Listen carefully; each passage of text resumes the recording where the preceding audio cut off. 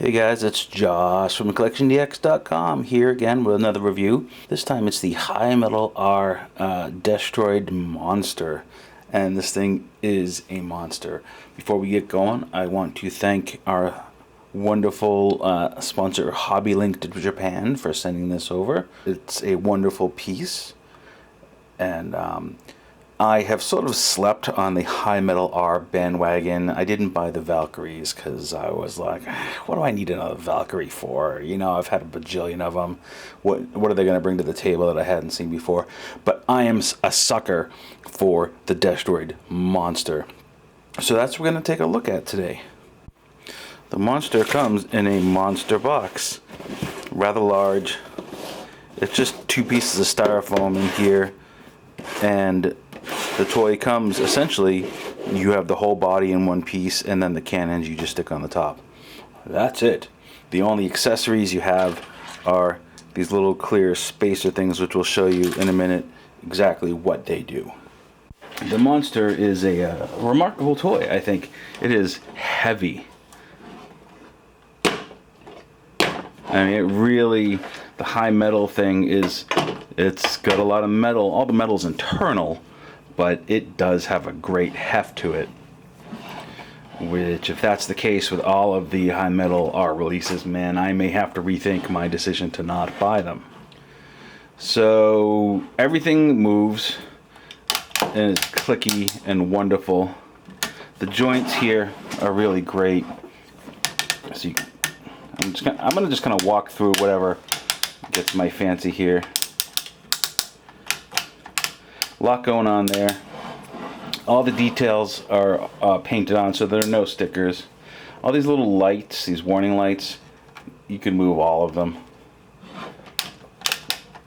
The cannons, arm cannons are big, but they're actually kind of the least interesting about this toy. All right, let's start here with the cannons themselves. I'm going to remove these for the moment, these spacers. Essentially, they're just supports to help you evenly space these cannons out to whatever way you want to display them. So you can be all, you know, willy-nilly, and they have a good range of motion in there. But there are little tabs on the inside here that line up with little tabs on the clear pieces. So you basically just line up the tabs. The cannons are cool. They don't shoot anything. So there actually is a little panel here you can pop out that shows 3 pilot seats. If you have fingernails, great. My fingernails are not anything worth writing home about, so it would have been cool if that had a hinge, but nah, they just sort of snap in. So in a first for a Destroid monster toy, there's actually a loading ramp, or just some kind of gantry, just so the pilots can get into the front. I think that's a nice touch. I don't know if I ever saw that in Macross itself, but who cares? It's totally cool. On the back there are a few interesting things. You have these opening panels here to show where you would maybe load ammunition in the back. And you have this sort of shovel piece, the shovel thing here, which is made to actually sort of dig into the dirt when it's getting ready to fire. I think that's what that's for. But it's a nicely made piece. You know, it's solid, it's not goofy or anything. Now, speaking of nicely made, I want to show you the legs here. This is sort of like you know, they're kind of compressed right now, but check this out.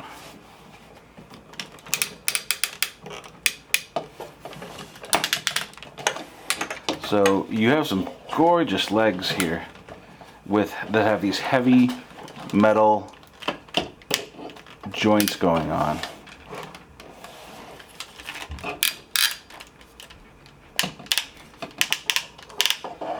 And then look at the metal on the feet. That's all metal. That's really great. You have movable toe.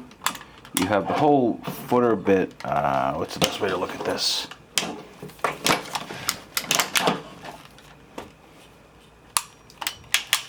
So the whole thing does that. And even in the back you have some motion. Get some motion in the feet there.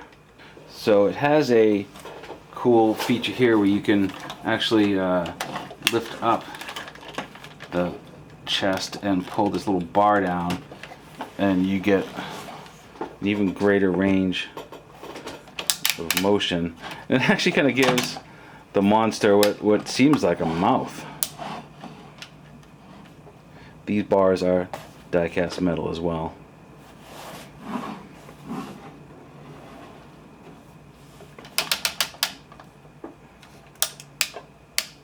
This is a beast of a toy.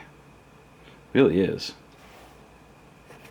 So it is in fact a great piece, but the biggest problem with it is, where do you put it? It takes up a ton of shelf space. It's a really kind of awkward design, especially if you go like a D-tall for a cube base. It's really a piece that demands its own place on a pedestal in your collection. It's a lot of fun. I'm just amazed at how well made it is. I've had a few different monsters over the years. I've had the Yamato transforming one. I've had the Robot Spirit Koenig monster that transforms. I've had the vintage Takatoku diecast monster. All different takes on the same design. I think this one is probably my favorite out of all of them, just in terms of presence, build quality, and for some reason the Japanese don't seem to love the Destroids as much as they love the Valkyries, but I know a lot of us have love for support mechas and, you know, really interesting looking designs. So I think this one has a really interesting look, and it's a lot of fun, and I enjoy messing around with it. So once again, review sample provided by HobbyLink Japan. They are, you know, one of the longest, most respected Japanese toy dealers in the world that serve, you know, non-Japanese markets, and that you can get that guy there. So this has been Josh from CollectionDX.com saying thank you very much for watching, and we will talk to you soon.